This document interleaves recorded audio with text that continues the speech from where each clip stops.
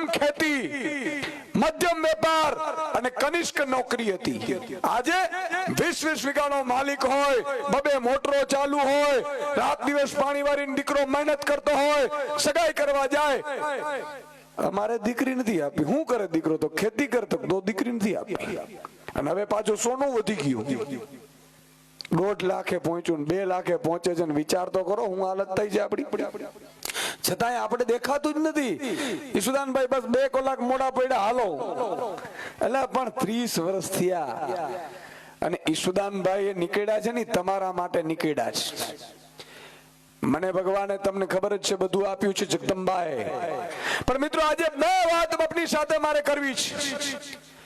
આજે અમેરિકાના ખેડૂતને 1 વર્ષે અમેરિકાની સરકાર 54 લાખ રૂપિયા સબસિડી આપે છે અને આપણી સરકાર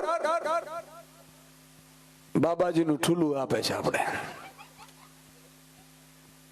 અને બીજી વાત, તમે વિચાર કરો આજે સ્થિતિ આવી કેવી ઉભી રહી છે.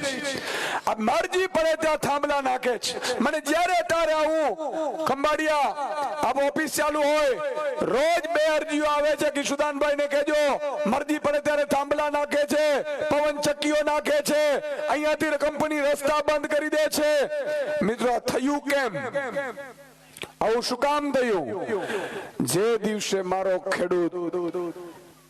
ખેડૂત મટીને જ્ઞાતિ જાતિ ધર્મવાદમાં ફેલાય છે ને ત્યારે આ બધું થયું છે. હું તો ચાવડા છું, હું કરમૂર છું, હું તો ગઢવી છું, હું તો આહિર છું, હું તો દલવાડી છું, હું તો લોહાણા સમાજમાંથી આવું છું, હું તો સગર સમાજમાંથી આવું છું, પણ કોઈ એમ ન કીધું કે ખેડૂત સમાજમાંથી આવું છું. ઈશુદાનભાઈ મહામંથન કરતા હતા અને એ સમયે પણ ચમરબંધીઓની સામે અવાજ ઉઠાવીને સાંજે 8 વાગે આખા ગુજરાતને જાગૃત કરવાનું કામ કરતું. ત્યારે તો હું ઓળખતો નતો તમને કોઈને. તોય તમારા માટે અવાજ ઉઠાવીને નોકરીઓની ધમકીઓ આપતા હતા. મેં કીધું આવી નોકરીઓ શું? આ ખેડૂતો, મજૂરો, શ્રમિકો, માતા બેન દીકરીઓ માટે, ગરીબો, વંચિતો, શોષિતો માટે આ ગળું કપાવવું પડે તો 1 ની 100 વાર કપાવવા તૈયાર છે.